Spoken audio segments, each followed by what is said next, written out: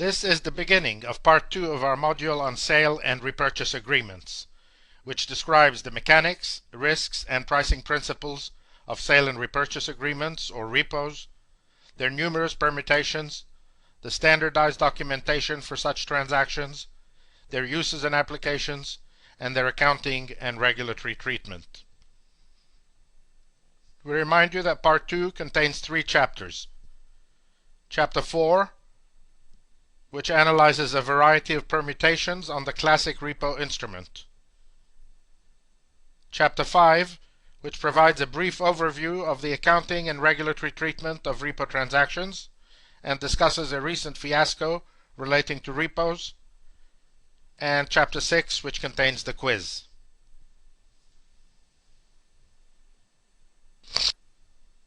This Chapter 4 analyzes a variety of permutations on the classic repo instrument, including so-called cross-currency repos, sell-buyback transactions, total return swaps, securities lending transactions, and a few others.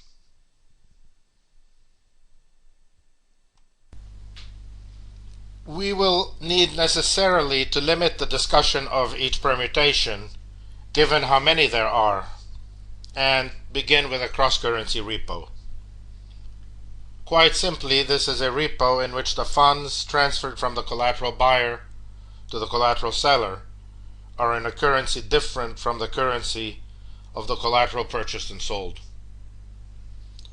To illustrate this, we revert to our Alcatel example, in which the bonds had a clean price of 102 and a dirty price of 105 as of June 30, 2012. Suppose Party A is interested in obtaining euro-denominated financing against the Alcatel bonds, and that the spot euro-dollar exchange rate is 1.3. Suppose also that Party B this time insists on a 5% margin, since it is assuming both the price risk of the Alcatel bonds and the currency mismatch risk under the transaction. The current value of the Alcatel bonds being $10.5 million enables us to calculate the initial purchase price in euros simply as this quantity here. Assuming the 62-day repo rate in euro is 1%, the repo interest rate can now be calculated to be this quantity here. And the aggregate repurchase price at maturity, in other words, the aggregate price in euro at which Party A is obligated to repurchase his Alcatel bonds on August 31, inclusive of repo interest, becomes this quantity here. So the following exchange takes place on June 30, and then on August 31, assuming no margining arrangement or default by either party, the following exchange takes place.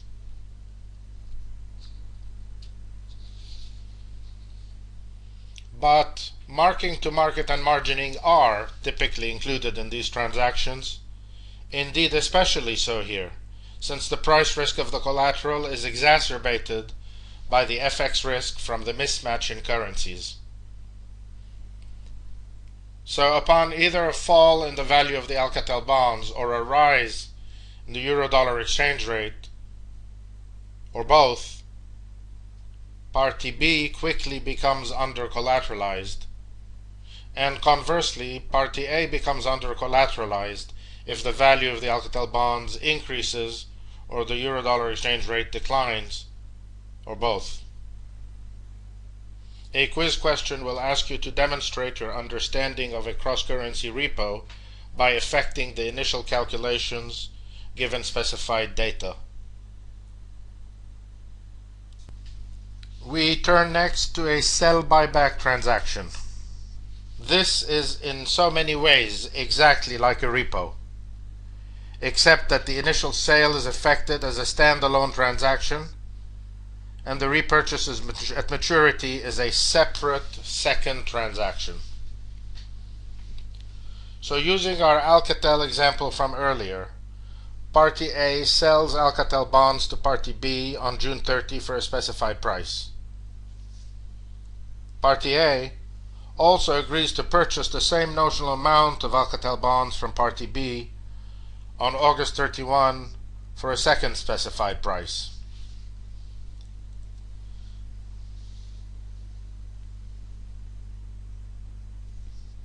There is no interest per se mentioned anywhere. Although, of course, the specified price under the second transaction will reflect the specified price under the first transaction plus the time value of money. In early days, the key advantage of this structure was the avoidance of documentation and its replacement with simple trade tickets, since the transaction in essence becomes simply the sum of two more or less regular way bond sales, one occurring immediately and the second occurring for a forward delivery date.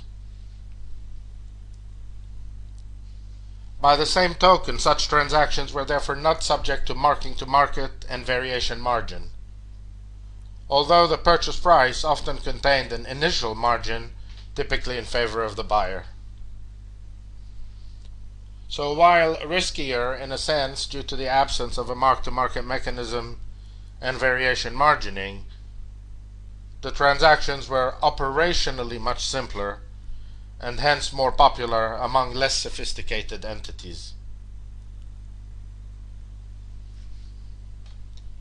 Finally, these transactions did not involve any manufactured coupons on coupon payment dates.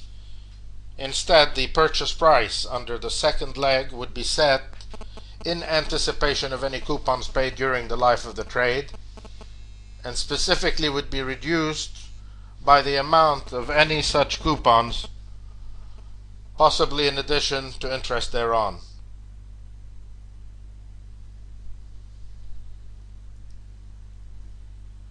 To give an extremely simplified example, this time using different data than before, assume the Alcatel bonds are trading at par and have not yet accrued any interest. Two trade tickets are signed immediately. The first, providing for a spot sale of the Alcatel bonds from Party A to Party B for $10 million.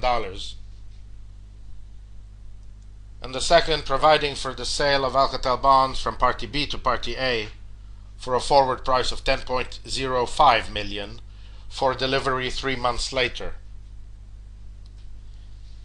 As we said, there is no mention of interest per se, but the $50,000 excess of the price under the second transaction over that under the first is equivalent approximately to interest for 3 months at an annualized rate of 2%.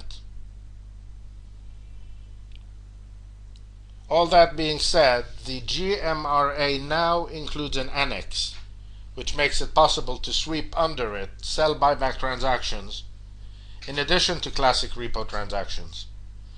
So the distinction between these two types of transactions is becoming somewhat blurred.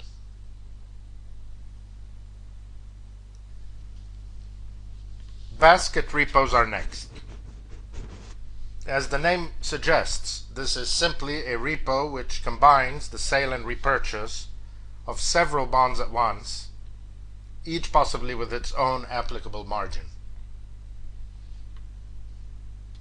To illustrate, suppose Party A owns $10 million of US Treasuries, whose dirty price is 105, and also $10 million of Malaysian government bonds, whose dirty price is 101.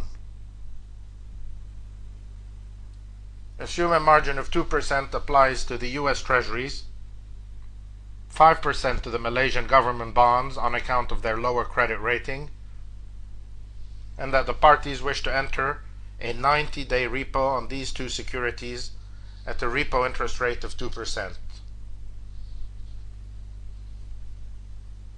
Ignoring first the margin, we know that the US Treasuries are worth $10.5 million, while the Malaysian government bonds are worth $10.1 million. Adjusting for margin, the initial purchase price that Party B must pay would be set to be this quantity here. At maturity in 90 days, Party A must repurchase the two bonds for this amount plus repo interest equal to this quantity here.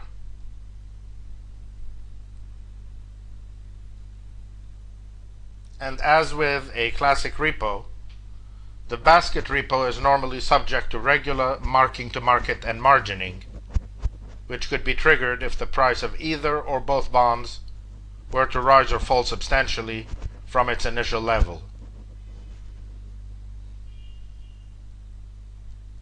Of course, the basket repo could consist of several more bonds and could include bonds in different currencies, in which case it becomes in essence a cross-currency basket repo trade. Total return swaps are the next permutation we examine, and here a fundamental difference exists which bears patient elaboration. Return to our earlier simplified Alcatel example, in which the bonds had a clean and dirty price of par, and assume Party A wishes to obtain financing against these bonds while preserving their economic benefits, but this time achieving their removal from the balance sheet. Neither a repo nor a normal secured loan achieves removal from the balance sheet, as we will explain in detail in Chapter 5. Under the total return swap, Party A sells the bonds outright to Party B, but there is no agreement this time to repurchase them in the future. Instead, the two parties enter a bilateral swap contract, which will appear in a few minutes as a diagram, in which they agree to make a series of exchanges from time to time.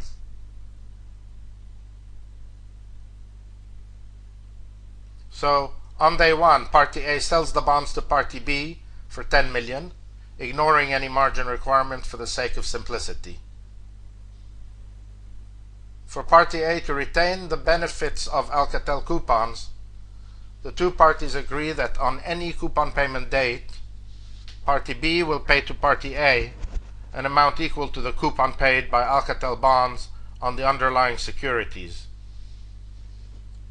Note the similarity between this feature and the manufactured coupon under a classic repo.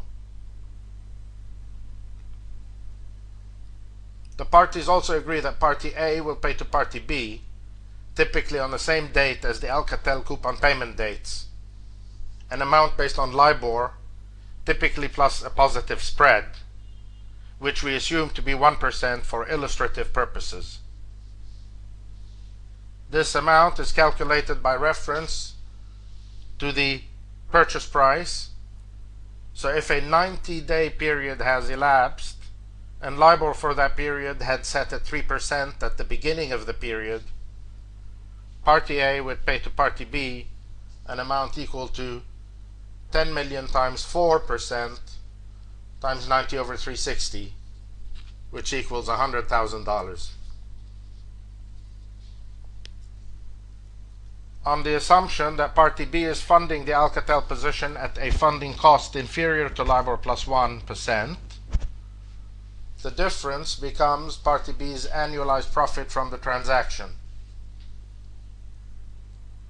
In essence, Party B is earning the spread in return for lending out its balance sheet to Party A, who wished to remove the bonds from its own balance sheet while retaining the economic risks and rewards as we had explained.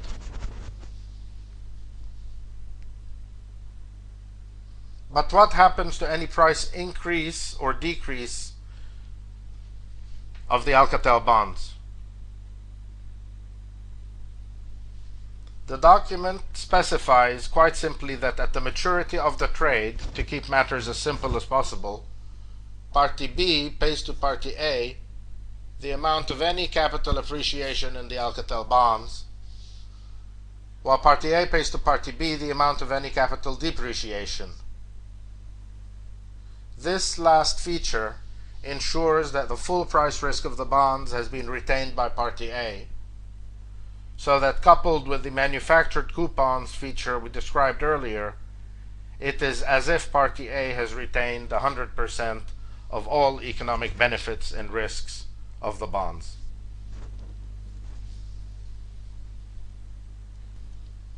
The diagram appearing now illustrates each of these steps.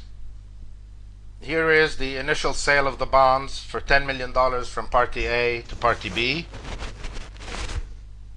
Here is the payment of the manufactured coupons over the life of the transaction from Party B to Party A. Here is the payment of the $100,000 from Party A to Party B, representing LIBOR plus 1% for 90 days. Here is the payment of the capital appreciation, if any, also from Party B to Party A.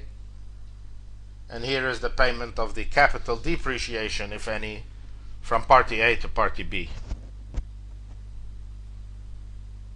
You should spend a moment reflecting on all these payments to make sure you agree that all risks and rewards of the Alcatel bonds have remained with Party A, economically speaking.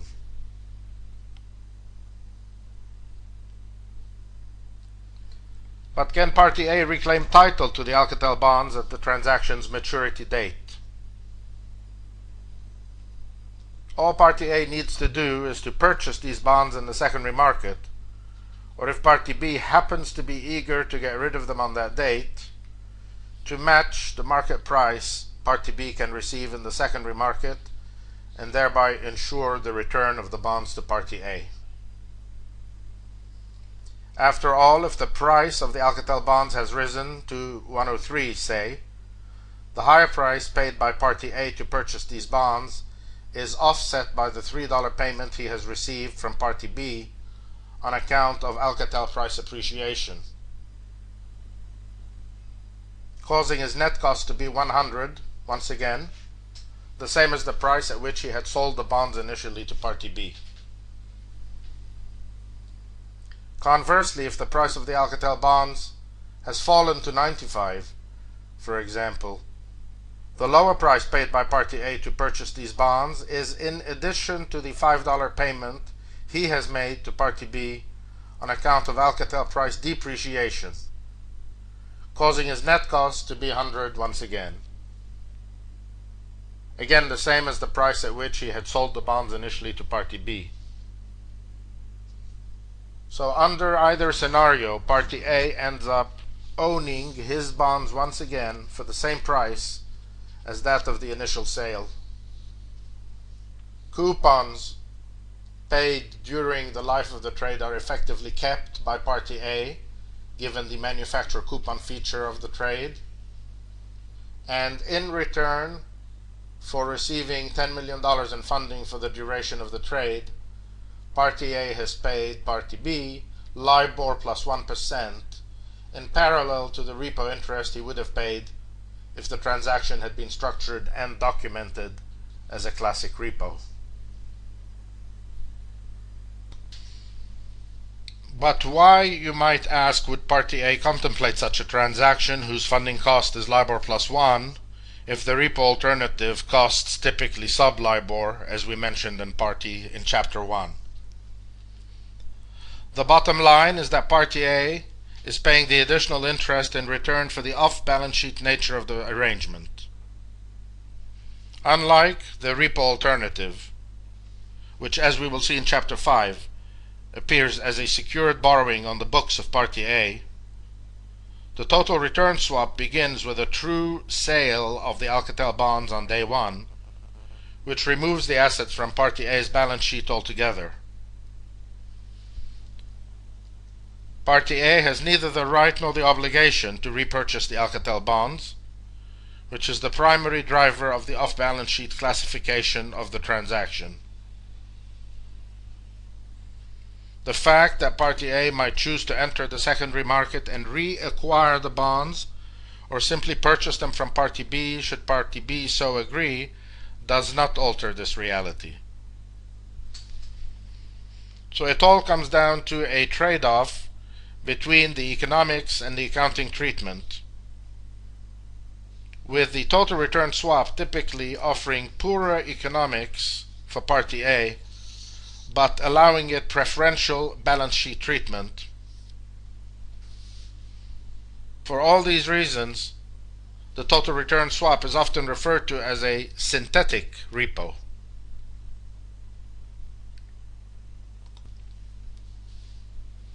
Our final permutation centers on a securities lending transaction.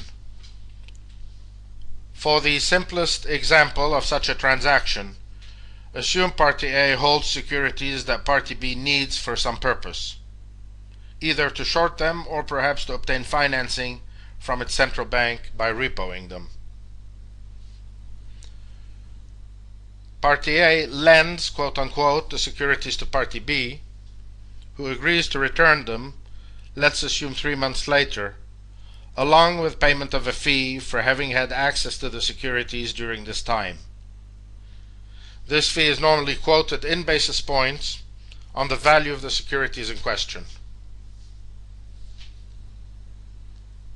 If Party A is comfortable with the credit risk of Party B, the transaction could be structured without collateral, so that on day one the securities are transferred from Party A to Party B, and 3 months later they are returned to Party A along with the stipulated fee.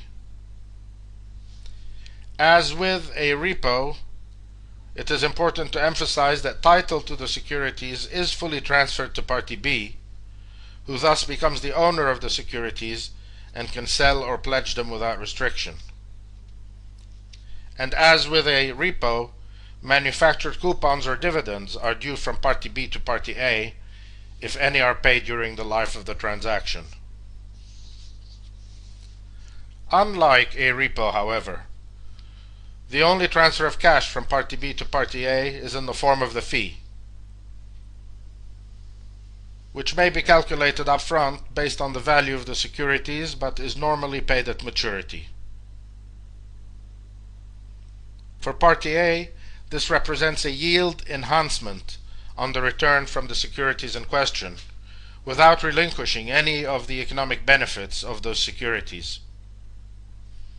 His only risk is that Party B defaults and fails to return the securities, for which he is receiving a fee,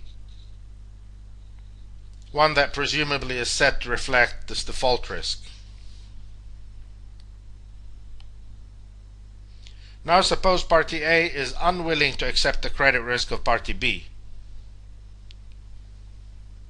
If Party B were to pledge cash in an amount equal to the value of the securities and to receive interest on that cash until the transaction matures, the overall structure becomes very similar to a repo.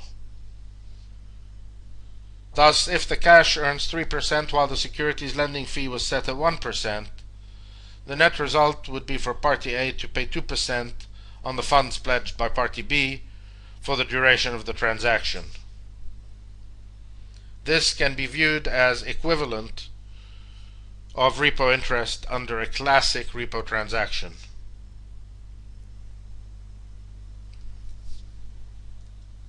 An interesting alternative involves the delivery by Party B of securities rather than cash in return for the securities it has received. This arrangement becomes in essence a temporary exchange of securities between two parties, each of which must pay manufactured coupons or dividends to the other, if any are received during the life of the trade, and each of which must return to the other the securities it has received on day one. But on the assumption that Party B needed the specific securities delivered by Party A, while Party A was indifferent as to the specific securities it received from Party B, so long as they were of sufficient value and credit quality to give Party A the necessary comfort in the event of Party B's default, then Party B would still need to pay a borrowing fee to Party A for obtaining the securities it desired. These types of transactions are normally referred to as securities lending transactions. They are more common with equities than with bonds, although they do happen with both types of instruments. And they are documented not under the GMRA, but under alternative specific documentation, such as the Overseas Securities Lending Agreement, OSLA, and the Global Master Securities Lending Agreement, or GMSLA, each of which is sponsored by the London-based International Securities Lending Association. This concludes this chapter 4.